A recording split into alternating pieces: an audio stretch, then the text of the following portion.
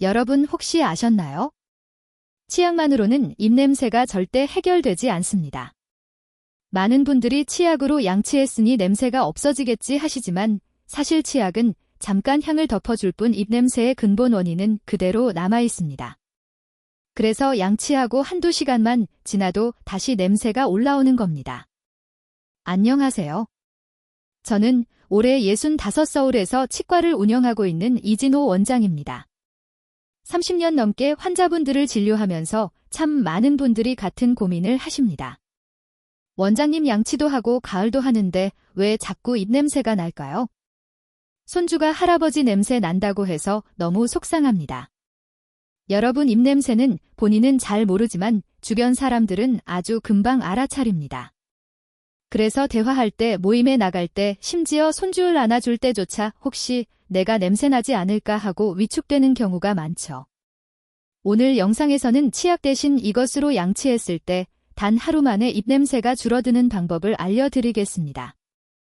실제로 임상 연구에서도 입증된 방법이고 제가 환자분들께 직접 권해드려도 효과가 확실히 나타났습니다. 혹시 여러분만의 입냄새 관리법이 있으신가요? 나는 이런 방법으로 해결해봤다 하는 경험이 있다면 꼭 댓글로 나눠주시면 좋겠습니다. 다른 분들에게도 큰 도움이 될 겁니다. 그리고 본격적으로 시작하기 전에 영상이 유익하다면 좋아요 버튼 한번 눌러주시고 앞으로도 건강 정보를 놓치고 싶지 않으시다면 구독도 부탁드립니다. 자, 그럼 시작해볼까요? 여러분, 입냄새는 단순히 양치소홀에서 생기는 게 아닙니다. 특히 나이가 들수록 훨씬 더 심해지는 데는 뚜렷한 이유가 있습니다. 첫째, 침분비가 줄어듭니다. 젊을 때는 하루 종일 침이 잘 나오지만 나이가 들면 침샘 기능이 떨어져 입안이 쉽게 마릅니다. 입안이 마르면 세균이 빠르게 번식하고 그 세균들이 단백질을 분해하면서 불쾌한 냄새가 올라옵니다. 즉, 침이 줄어드는 순간 입냄새는 더 심해질 수밖에 없는 겁니다. 둘째, 잇몸과 치아 문제입니다. 치주질환, 잇몸염증, 충치가 생기면 입안에서 음식 찌꺼기가 썩는 것과 같은 환경이 만들어집니다. 이때 발생하는 황화물이 바로 입냄새의 주범입니다. 특히 시니어분들은 치아 사이가 벌어지거나 잇몸이 약해지면서 세균이 숨어 살기가 훨씬 더 좋아집니다. 셋째, 위나관 같은 내부 장기 문제입니다. 위산역류나 만성소화장에 간질환이 있으면 속에서 올라오는 특유의 냄새가 입으로 새어나옵니다. 이건 단순히 양치로는 절대 해결할 수 없는 영역입니다. 넷째, 약물 복용의 영향입니다.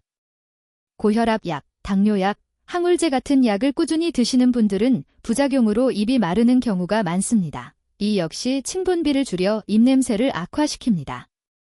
여러분, 중요한 건 이겁니다. 입냄새는 본인은 잘 모른다는 겁니다. 스스로는 괜찮다고 생각하지만 가족이나 이웃, 손주는 금세 알아차립니다.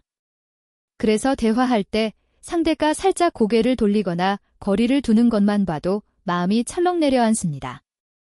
결국 입냄새는 단순한 구강 문제가 아니라 심리적인 문제로 이어집니다.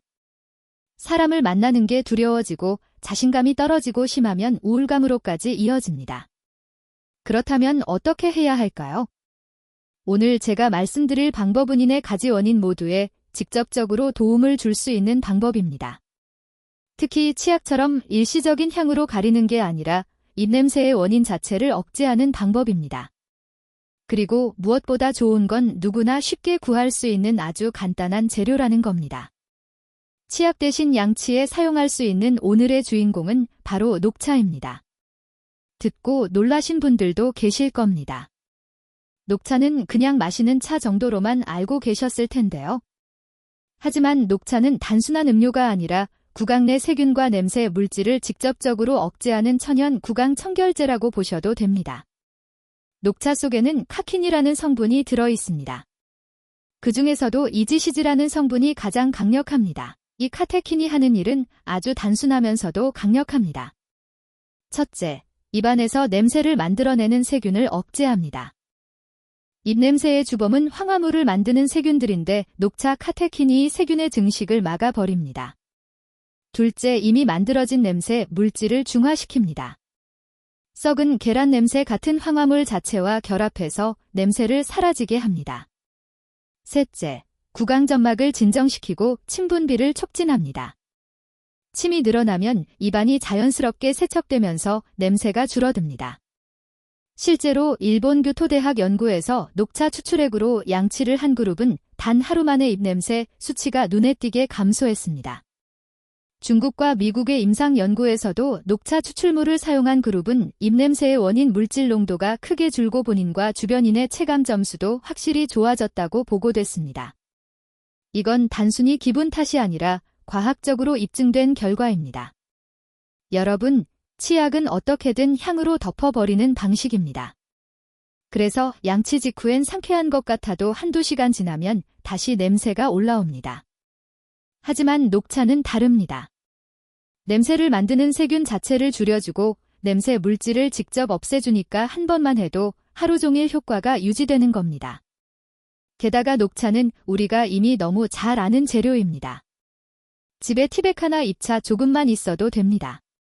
비싸지 않고 마트나 슈퍼 어디서든 구할 수 있습니다.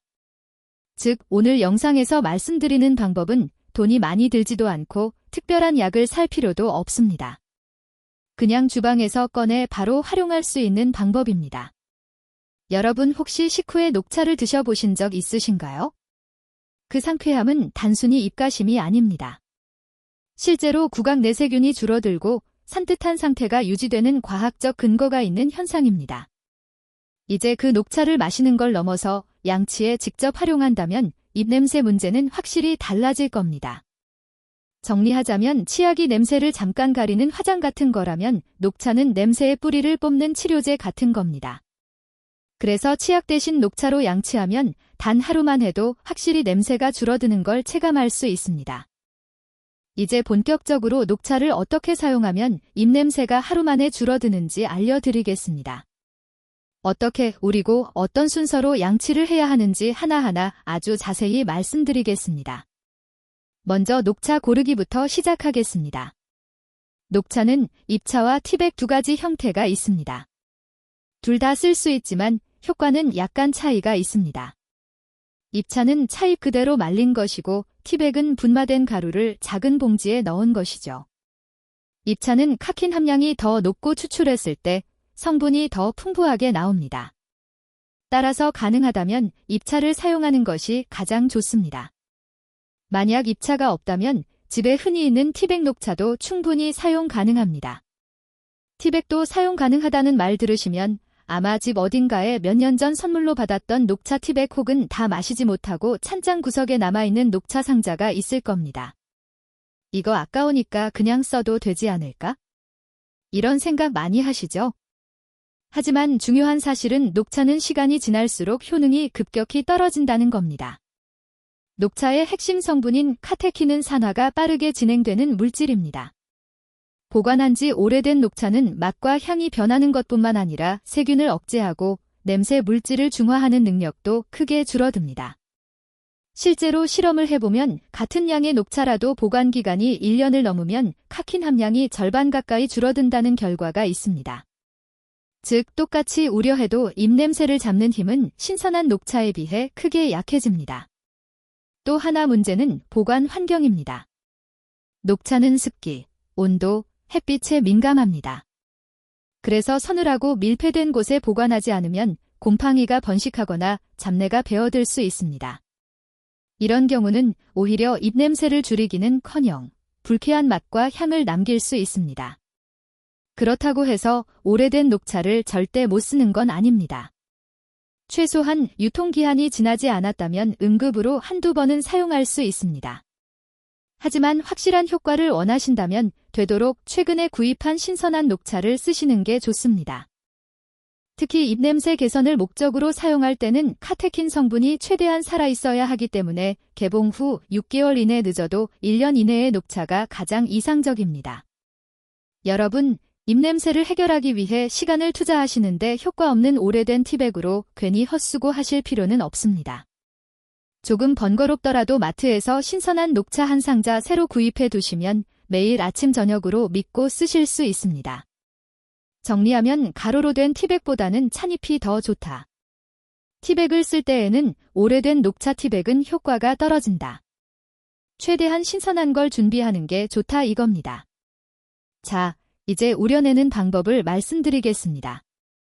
보통 녹차를 마실 때는 연하게 우리는데 양치용으로 쓸 때는 진하게 우려내는 게 중요합니다. 컵 한 잔 분량 약 200ml 정도의 따뜻한 물에 녹차은 작은 티스푼으로 2스푼, 티백이라면 2개를 넣습니다. 물을 너무 뜨겁게 하면 성분이 파괴될 수 있으니 팔팔 끓는 물보다는 살짝 식힌 70도에서 80도의 물이 적당합니다. 그 상태에서 5분 정도 우려해 주시면 카킨이 충분히 추출된 진한 녹차물이 됩니다. 이렇게 만든 녹차물은 온도가 너무 뜨겁지 않게 식혀서 사용해야 합니다. 구강점막은 민감하기 때문에 따뜻하다 싶을 정도 체온과 비슷한 정도가 가장 적당합니다. 너무 차갑거나 뜨거우면 자극이 될 수 있으니 적당히 식혀 사용하세요. 이제 양치하는 방법을 알려드리겠습니다. 먼저 평소처럼 칫솔을 준비하세요. 치약은 사용하지 않고 우려낸 녹차물을 소량 떠서 칫솔에 묻습니다. 그 상태에서 평소 양치하듯 치아 전체를 닦아줍니다. 치아 바깥면, 안쪽 면, 씹는 면까지 꼼꼼하게 닦아줍니다. 특히 중요한 건 혀와 잇몸입니다. 입냄새의 상단 부분은 혀에서 올라옵니다. 혀 표면에 하얗게 낀 설태 속에서 냄새균이 번식하기 때문입니다.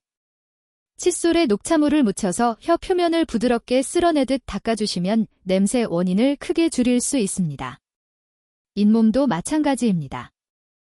잇몸 라인과 치아 사이에 음식 찌꺼기가 잘 끼고 그 부분에서 세균이 증식합니다. 녹차물로 잇몸 부위를 닦아내면 항균 작용이 직접 다 염증과 냄새를 막아줍니다. 양치 후에는 입을 헹구는 단계가 필요합니다. 남은 녹차물을 조금 입에 머금고 30초 정도 가글하듯 헹궈줍니다. 그냥 퇴뱉는 게 아니라 입안 구석구석, 치아 사이, 혀 및 잇몸 사이까지 녹차물이 닿을 수 있도록 천천히 굴리면서 헹궈주시는 게 중요합니다. 마치 가을로 입을 헹구듯이 입안 전체를 녹차 성분으로 적신다는 느낌으로 하시면 됩니다. 이 과정을 마치고 나면 입안이 한결 상쾌해지고 치약 특유의 강한 향 대신 부드럽고 은은한 차 향이 남습니다. 이 상태가 바로 치약과 다른 점입니다. 치약은 인공적인 향이지만 녹차는 세균 억제와 냄새 제거를 동시에 해주기 때문에 지속력이 훨씬 강합니다. 이걸 하루에 몇 번 해야 할까요? 가장 좋은 건 아침, 저녁 2번입니다. 아침에는 일어나자마자 그리고 저녁에는 자기 전에 하시면 입안 세균을 줄이고 하루 종일 상쾌함을 유지할 수 있습니다. 특히 아침 양치는 꼭 해주셔야 합니다. 밤새 침분비가 줄어 세균이 많이 늘어나기 때문에 아침에 녹차로 양치하면 하루 입냄새가 크게 줄어듭니다. 만약 점심 식사 후 입냄새가 걱정된다면 휴대용으로 티백 하나 챙기셔서 물에 간단히 우려낸 뒤 헹구기만 해도 큰 도움이 됩니다. 꼭 양치질을 길게 못하더라도 녹차물로 가볍게 헹궈내는 것만으로도 치약보다 훨씬 오래가는 상쾌함을 얻을 수 있습니다. 이제 기본적인 사용법을 아셨다면 조금만 더 신경 쓰면 효과가 훨씬 커집니다. 첫째, 사용할 때는 미지근한 온도에서 쓰는 겁니다. 양치할 때는 꼭 체온과 비슷한 미지근한 온도, 즉 35도에서 40도 정도로 식혀서 사용해야 합니다. 둘째, 우린 뒤로 쓰는 것입니다. 녹차는 우려내고 시간이 오래 지나면 산화가 시작돼 성분이 줄어듭니다. 따라서 가능하면 우린 직후에 쓰는 게 가장 좋습니다. 셋째, 입안에 오래 머금기입니다. 양치 후 녹차 물을 1분 가까이 오래 굴리면서 헹궈주시면 효과가 배가 됩니다.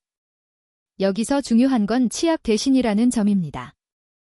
치약 위에 얹는 게 아니라 아예 치약을 빼고 녹차 물만으로 하는 겁니다. 치약은 향으로 덮을 뿐이지만 녹차는 원인 자체를 줄여주기 때문에 이 차이가 하루만 해도 확실히 느껴집니다. 입냄새가 심할 때는 집중적으로 하루 2번 2주간 해보세요. 그러면 빠르게 효과를 느끼실 겁니다. 그리고 냄새가 안정된 이후에는 일주일에 4-5번만 해도 충분합니다. 나머지 날은 일반 치약으로 양치해주시면 됩니다. 혹시 특별히 냄새 고민이 없는 분들은 매일 하실 필요도 없습니다. 중요한 약속이나 모임이 있는 날, 전날 밤과 아침에만 해도 충분히 도움이 됩니다.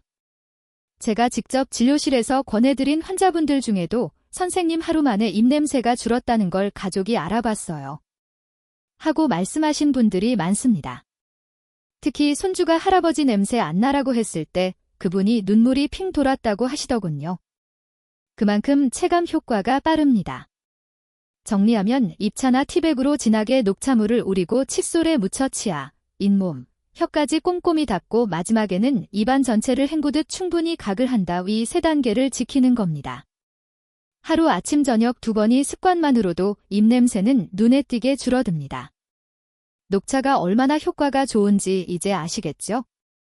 하지만 아무리 좋은 것도 잘못 쓰면 문제가 생길 수 있습니다. 그래서 제가 현장에서 늘 강조하는 주의 사항을 자세히 말씀드리겠습니다. 먼저 아까도 말씀드렸지만 레몬즙은 원액을 직접 얼굴에 바르면 안 됩니다. 실제로 제가 진료실에서 만난 환자분들 중에도 레몬즙이 좋다더라 해서 원액을 바로 바르셨다가 피부가 빨갛게 달아오르고 심지어 화끈거림 때문에 병원에 오신 경우가 있습니다. 그래서 꼭 반드시 쌀뜨물에 희석해서 사용해야 안전합니다. 2번째는 사용 시간대입니다. 낮에 하고 바로 외출하시면 기미가 오히려 지해질 수 있습니다. 따라서 이 방법은 반드시 저녁 세안 후에만 하셔야 합니다. 그리고 다음날 외출 전에는 꼭 선크림을 발라야 합니다. 나는 원래 선크림 안 바른다 하시는 분들도 이 방법을 하실 때만큼은 선크림을 습관처럼 챙겨주셔야 합니다. 3번째는 사용 시간입니다. 효과를 빨리 보려고 오래 두는 경우가 있는데 그건 절대 좋지 않습니다.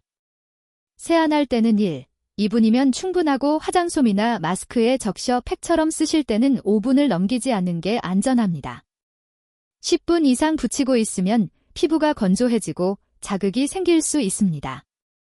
짧게 그리고 꾸준히 하는 게 핵심입니다. 4번째는 피부 타입에 따라 차이가 있다는 점입니다. 모든 피부에 다 똑같이 좋은 건 아닙니다. 피부가 두껍고 기름기가 많은 분들은 큰 문제 없이 효과를 보실 수 있지만 피부가 건조하거나 예민한 분들은 자극을 받을 수 있습니다. 이런 분들은 반드시 소량부터 시작하시고 처음에는 일주일에 2-3번만 하면서 피부 반응을 확인해 보셔야 합니다. 5번째는 패치 테스트입니다. 새로운 방법을 시도할 때는 반드시 팔 안쪽이나 손목 안쪽에 먼저 소량 발라보세요. 24시간 정도 지켜보고 붉어지거나 가렵지 않으면 얼굴에 사용하셔도 됩니다. 이 과정이 귀찮아 보여도 실제로 피부과에서는 굉장히 중요한 원칙입니다. 6번째는 보관 문제입니다. 쌀뜨은 시간이 지나면 발효되거나 상할 수 있습니다. 특히 여름철에는 하루만 지나도 냄새가 나고 세균이 번식할 수 있습니다. 그래서 꼭 당일에 만든 것을 쓰시는 게 가장 좋고 부득이하게 보관할 때는 냉장 보관하시되 24시간 이내만 사용하세요. 오래된 쌀뜨을 얼굴에 쓰면 효과는커녕 피부 트러블이 생길 수 있습니다. 7번째는 기저질환이 있는 분들입니다. 예를 들어 당뇨병이나 간질환이 있으신 분들은 피부가 평소보다 더 예민할 수 있습니다. 이럴 때는 꼭 전문의와 상담 후 사용하시는 게 좋습니다. 특히 상처나 습진이 있는 부위에는 절대 사용하시면 안 됩니다. 마지막으로 너무 욕심내지 마시라는 겁니다. 좋다니까 아침, 점심, 저녁 계속해야지 이런 분들 계신데 오히려 피부가 지쳐버립니다. 피부 관리에서 가장 중요한 건 욕심이 아니라 꾸준함입니다. 하루 한 번, 그것도 저녁에만이 규칙을 지키는 게 가장 안전하고 효과적입니다. 정리해드리면 원액은 절대 금지 저녁에만 사용 1분에서 2분 또는 5분 이내 패치 테스트 꼭 하기 오래된 쌀뜨물은 쓰지 않기 그리고 무엇보다 욕심내지 말고 꾸준히 하기 원칙만 지키셔도 안전하게 그리고 확실하게 피부 변화를 경험하실 수 있습니다. 시청자 여러분 지금까지는 쌀뜨에 레몬즙을 더하는 방법을 말씀드렸습니다. 하지만 사실 쌀뜨은 레몬뿐만 아니라 다른 재료와도 아주 잘 어울립니다. 여러분이 집에서 쉽게 구할 수 있는 재료들만 잘 조합해도 피부와 건강에 훨씬 큰 도움이 됩니다. 첫 번째는 쌀뜨꿀입니다.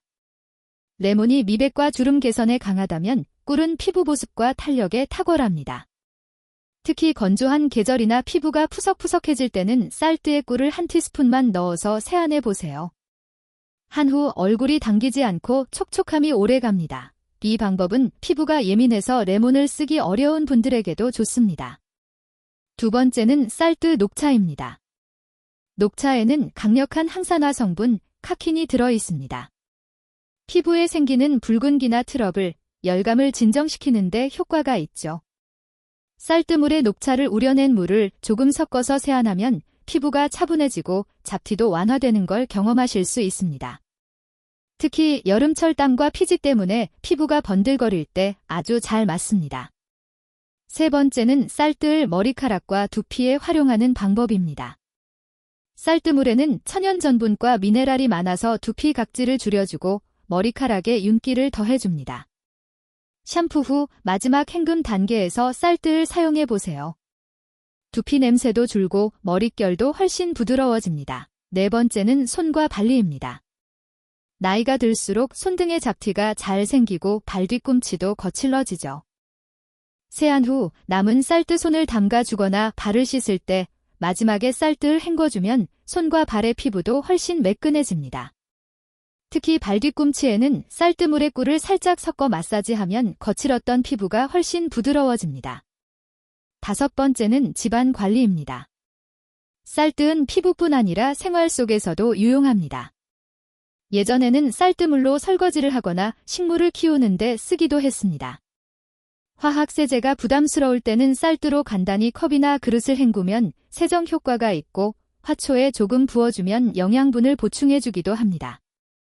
피부에만 좋은 게 아니라 생활 전반에서 도움이 되는 거죠. 이렇게 보면 쌀뜨은 단순히 버리는 물이 아니라 피부 관리, 두피 관리, 손발 관리, 심지어 생활 건강까지 도와주는 그야말로 버릴 게 없는 천연 자원입니다. 여기까지 따라오신 분들은 아마 이렇게 느끼실 겁니다. 이제는 쌀뜨을 절대 그냥 버리면 안 되겠구나. 맞습니다. 여기에 레몬, 꿀, 녹차 같은 간단한 재료만 더해도 70대 피부가 20년은 젊어질 수 있다는 걸 꼭 기억하시길 바랍니다. 오늘 제가 드린 말씀 어떠셨나요? 사실 피부 노화는 누구도 피할 수 없습니다. 나이가 들면 기미도 생기고 주름도 깊어지고 얼굴빛도 예전 같지 않다는 건 너무 당연한 일이죠. 하지만 그렇다고 해서 방법이 전혀 없는 건 아닙니다. 매일 밥 짓고 버리던 쌀뜨물 그리고 부엌에 항상 있는 레몬즙이 두 가지만 잘 활용해도 피부는 훨씬 환하고 맑고 젊어질 수 있습니다. 제가 알려드린 방법은 거창한 게 아닙니다. 쌀뜨물 한 컵에 레몬즙 몇 방울 세안 마지막 단계에서 1, 2분만 활용해 보시면 그 차이를 직접 느끼실 수 있습니다. 하루만 해도 얼굴이 한결 맑아졌다는 체감이 올 것이고 꾸준히 2주 한 달만 해보시면 주변 사람들이 먼저 요즘 피부가 좋아졌다 이렇게 말씀하실 겁니다. 피부가 밝아지면 거울 속 내 모습이 달라지고 사람들과 만날 때도 훨씬 자신감이 생깁니다. 이 작은 변화가 여러분의 삶을 훨씬 즐겁게 만들어줄 겁니다. 여러분, 피부 노화는 막을 수 없지만 관리하면 분명히 늦출 수 있고 무엇보다 삶의 질을 바꿀 수 있습니다. 오늘 알려드린 쌀뜨 레몬즙 안법 꼭 한번 실천해 보시길 권해드립니다.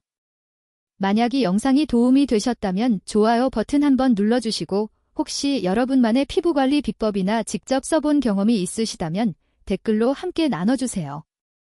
여러분의 작은 경험담이 다른 분들께는 큰 힘이 되고 또 하나의 지혜가 될 수 있습니다. 저는 앞으로도 노후 건강과 생활에 꼭 필요한 지혜를 꾸준히 알려드리겠습니다. 구독해 두시면 여러분께 도움이 되는 정보를 빠짐없이 받아보실 수 있습니다. 오늘도 함께 해주셔서 감사드리고요. 다음 영상에서 다시 뵙겠습니다.